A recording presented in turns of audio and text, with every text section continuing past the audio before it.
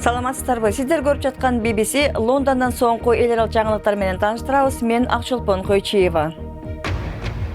Жарадар палестиналыкты атып салган жоокерди аскердик соттор адам өлүмүнө алып келгени үчүн күнөөлүү деп табышты. Йеменде согуш уланууда, анын азабын жөн жай калп көтөрүүдө. Улам өзгөрүп жаткан фронт тилкесинен баяндайбыз. Тонналаган азыктар таштандыга ыргытылат. Жаңы киргизилген программа боюнча кишилер ресторандардын сатылбай калган тамактарын арзан баада үйүнө алдырса болот.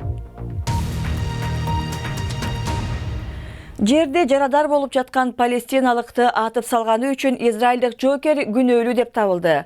Окуя өткөн жылы Хеброндо болду. Палестиналык тургун Абдель Фатах Ал-Шариф израилдик жоокерге кол салганда аны атып жарадар кылышкан. Бирок сержант Эллар Азария жакын келип дагы бир жолу аткан. Аскердик сот адвокаттын палестиналык киши жанкечтик курун тутандырмак деген жүйөсүн четке какты. Жоокер өч алууну көздөп, армиянын этикалык талабын бузду, деди прокурор. Өткөн жылы март айында Хеврон аймагында тартылган тасма Израилдин жаш сержанты автоматын октоп ок чыгарган. Жерде жарадар болуп жаткан палестиналык Абдул Фата Шерифтин башына ок тийип, ал курман болгон. Окуяга чейин дарыгер сержант Азария палестиналык адам бычак менен кол салган Израилдин аскерине жардам берген. Бүгүн сержант Азария сотко жылмайып келди. Аскердик сот болсо аны адам өлтүрүү боюнча күнөөлүү деп тапты. Бирок калктын басымдуу бөлүгү аскердик кызмат өтөгөн өлкөдө 20 жаштагы сержанттын тарапкерлери көп. Алар сот өз жоокерибизди обочодо калтырды деген пикирде. Бул аскерлер жаш балдарды, үй бүлөлөрдү коргоп келет. Бул киши айтылган үй бүлөлөргө кол салган. Биздин жоокер баатыр. Палестиналыктар болсо кайчылаш пикирде. Каза тапкан Абдул Фатахтын атасы: "Мен башка ата-энелерге окшоп кайгырып жатам. Балам телевизордон өлүм жазасына тартылды. Ал өлтүрүлдү. Аны көрүп катуу кайгырдым" деп айтты. Израилде аскерлери палестиналыктарды атып өлтүрүп, андан соң ачык сот өткөрүлгөн мисалдар абдан аз. Окуя палестиналыктар нааразылыгын билдирип, кол салуулар көбөйүп жаткан учурга туш келген. Сот иши өлкөдөгү калкты экиге бөлдү. Өлкөнүн саясатчылары менен армиянын расмийлеринин дагы пикири дал келбей турган кез. Жаңы жыл алдында Стамбулда болгон чабуул боюнча шектүү адам аныкталганы айтылууда. Бирок анын ысмы атала элек. Түркиянын тышкы иштер министри Мевлют Чавушоглу өздөрүн ислам мамлекети деп атаган топтун мүчөсү делген 5 киши камакка алынганын билдирди. Чабуулда 39 киши каза болуп, 70 чактысы жаракат болгон. Ал ортодо шектүү деп кармалып, сурактан кийин бошотулган кыргызстандык атул башынан өткөнүн айтып берди. Кызматкерлер келди үйгө. Келип, алып барып, паспортумду алып барып тактадым. Эми 31 күнү мен карасы деле мына аэропорт мына билеттерим, мына поштан 31 күнү оштан Бишкекке учкан. Мен Турцияда эмес элем деп алган тактап бердим. Şu болгон иш. Йемендеги өкмөттүк күчтөр менен козголоңчулар ортосундагы соңку кагылышууларда 11 киши курман болуп, алардын 5-өө бир үй бүлөдөн экени айтылууда. Ирандын колдоосуна таянган Хусит козголоңчулары менен Сауд Аравия баш болгон коалиция ортосундагы чатак 2 жылдан бери уланып келет. BBC'нин кабарчысы Навал Ал-Магафи чатакка туш келген элдин абалы тууралуу баяндайт. Йемендин баш калаасы Сананы көзөмөлгө алуу кармашы ушул жерде башталат. Армиянын командири бизди майдан тилкесине алып барууда.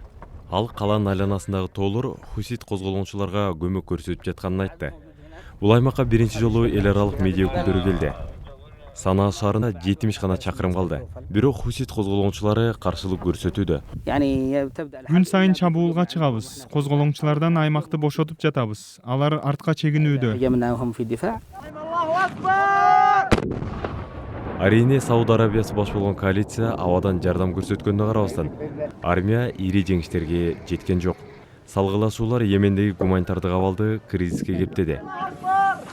Майдан тилкеси өзгөргөнү менен миналар тазаланган жок. Армия Хусит козголоңчулары 10 миңдеген миналарды жайкын тургундар жашаган аймактарга дагы катып кеткенин маалымдашууда.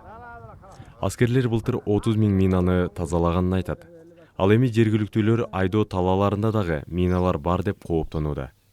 Сале согуш башталганда аймактан качып чыккан.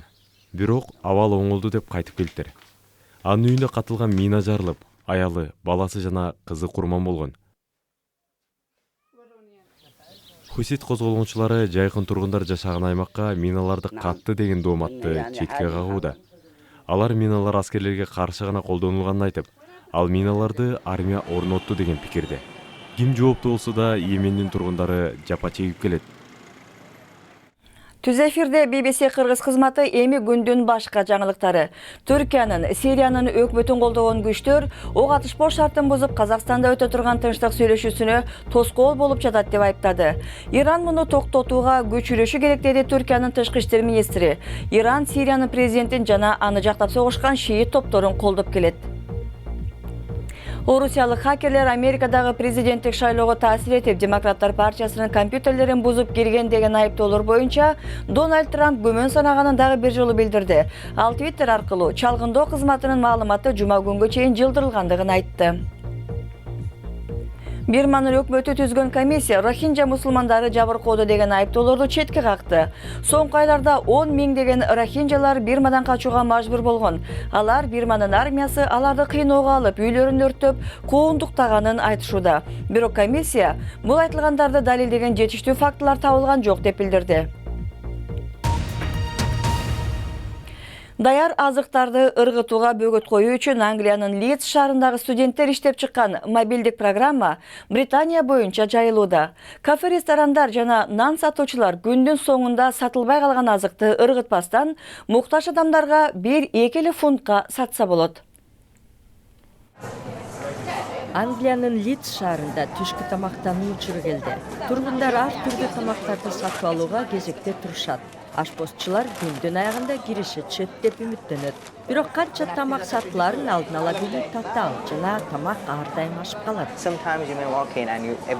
Ресторанга келгендердин көбү тоок жеп жатканын көрүп, башка тамактар өтпөй каларын божомолдосо болот. Ресторандар кардарларына даярдап, бирок сатылбай калган тамактар таштандыга ыргытылып келген. Эми ысырап кылбай аны сатып жиберүүгө мүмкүнчүлүк түзүлдү. Ысырапкорчулук кеңири тарап жатпайбы? Биз ошол көз карашты өзгөрткүбүз келет. Биз буга чейин таштандыга багытталган 12 миң адамга берилчү тамакты саттык. Бирок көптөгөн киши үйүндө жасаган тамак ашып калса, аны дароо ыргытпай сактап калышат да. Ал тамак ашты колунда жок тургундарга берсе болбойбу? Албетте, биз колунда жокторго акысыз тамак бергибиз келет. Бирок ал үчүн абдан көп ыктыярчылар керек. Акысыз тамактануу деген түшүнүк жок. Бирок бул жол кыйла арзаныраак. Мен бул программа аркылуу жаңы эле арзан баага тамак сатып алдым. Мен жемиштер менен куурулган тоокто тандадым. Британияда жылына 7 тонна тамак аш таштандыга ыргытылат. Айтылган программа кеңири тараса, ысырапкорлук бара-бара азаймак.